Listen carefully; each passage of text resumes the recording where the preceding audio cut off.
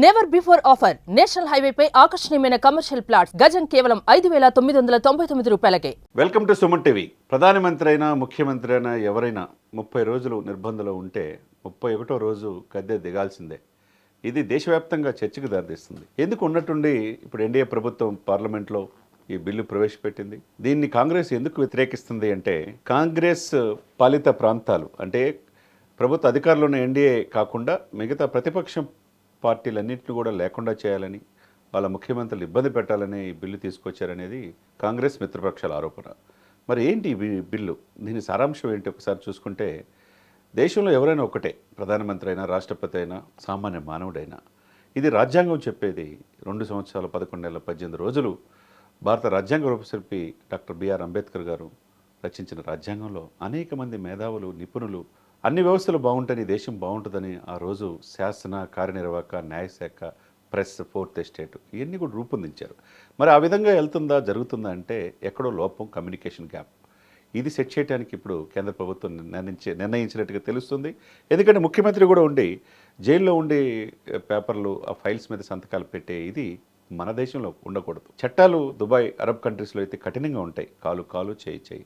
మరి ఆ శిక్షలు కఠినంగా లేకపోబట్టి ఆనాటి లార్డ్ మెకాలే సిఫార్సును అనుగుణంగానే చట్టాలు ఇచ్చేస్తున్నారు. కాకపోతే ఈ మధ్య భారత న్యాయ సంహితలో చాలా మార్పు చేకూరాయి. అది అందరూ ఆహ్వానిస్తున్నారు.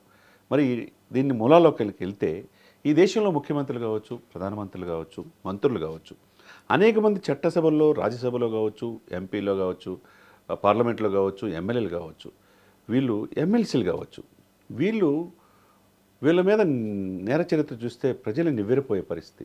మరి వీళ్ళ అఫిడవిట్లో అన్నీ కూడా కేసులు ఎన్నో చూపించాలా, ఆస్తులు చూపించాలా, అవన్నీ చూస్తే ఒక్కసారిగా నివ్వెరపోయే పరిస్థితి.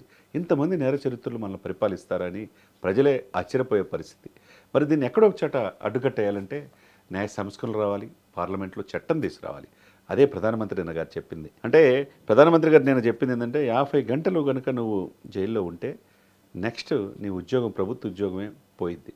మరి అటువంటి ప్రభుత్వ ఉద్యోగాలు పోయినప్పుడు నీకు 5 సంవత్సరాలు శిక్ష పడి తర్వాత 30 రోజుల పాటు నిర్బంధంలో ఉంటే, నేను ప్రధానమంత్రి అయినా, రాష్ట్రపతి అయినా, మంత్రి అయినా, ఎవరైనా ఒకటే అని సాక్షాత్తు మోదీ గారు నేను చెప్పిన మాటను బట్టి ఇంకా దీని వెనక అడుగేసే ప్రసక్తి లేదనే కనపడుతుంది. ఎవరైనా ఒకటే, rule is rule, rule for all. చట్టాలు ఏం చెప్తున్నాయి అది అమలు అవ్వాలి.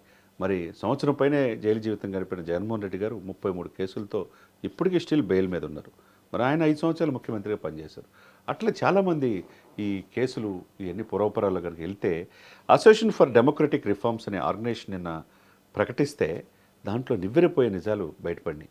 ఎందుకంటే ఈ దేశంలో ఈ అవినీతి కేసులు ఎదుర్కొంటున్న వాళ్ళల్లో చూసుకుంటే కనుక, తెలంగాణ రాష్ట్ర ముఖ్యమంత్రిగా ఇప్పుడు సమర్థవంతంగా పనిచేస్తున్న రేవంత్ రెడ్డి గారి మీద ఆయన అఫిడవిట్లో సమర్పించింది ఎలక్షన్ కమిషన్లో.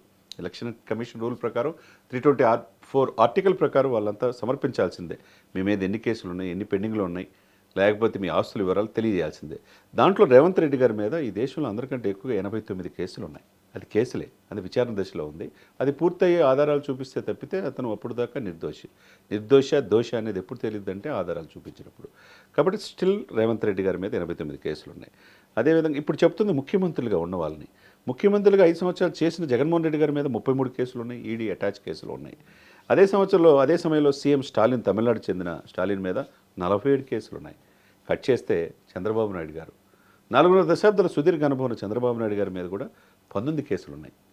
ఇంకొకటి చూస్తే మనం కనుక కర్ణాటక సిద్ధరామయ్య చూస్తే 13 కేసులు, తర్వాత జార్ఖండ్ సీఎం సోరెన్ గారు 5 కేసులు, దేవేంద్ర ఫడ్నవీస్ మీద 4 కేసులు, ఇంకా పంజాబ్ సీఎం, ఇట్లా ప్రజెంట్ పనిచేస్తున్న వాళ్ళు కూడా అనేక కేసులు నమోదై ఉన్నాయి. ఇవన్నీ కూడా ఎలక్షన్ కమిషన్ రూల్ ప్రకారం 324 ఆర్టికల్లో ఎలక్షన్ కమిషన్ అఫిడవిట్లో సమర్పించిన దాంట్లో ఉన్నాయే, మనం లేని చెప్పట్ల. అసోసియేషన్ ఫర్ డెమోక్రటిక్ రిఫార్మ్స్ నివేదికలో ఈరోజు చూస్తే కనుక ఇన్ని కేసులు ఉన్నా కానీ ముఖ్యమంత్రిగా కొనసాగుతున్నారంటే మరి నేర తీవ్రత అంతగా ఉందంటే మరి సామాన్యులు ఏ విధంగా అర్థం చేసుకోవాలి ఒకసారి చూడాలి. ఏదైనా కానీ దేశ ప్రధానమంత్రి మోదీ గారు దీన్ని వెనకడుగేసే ప్రసక్తి లేదంటున్నారు.